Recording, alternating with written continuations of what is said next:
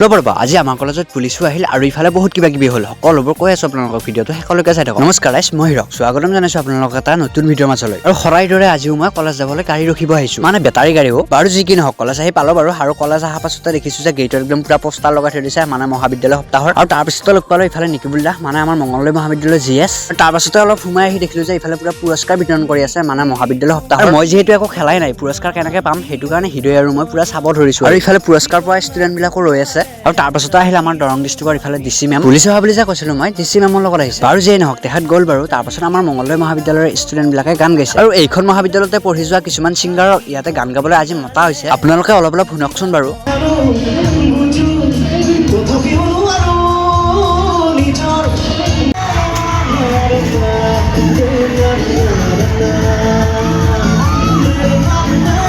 আৰু পাছতে আমাৰ ইফালে প্ৰগ্ৰেমো শেষ হ'ল আৰু ময়ো যাওঁ এতিয়া ঘৰলৈকে। আৰু নেক্সট ভিডিঅ'ত আপোনাৰ নাম ল'ম, আপুনি খালি মোক ফ'ল' কৰি কমেণ্ট এটা কৰি দিব।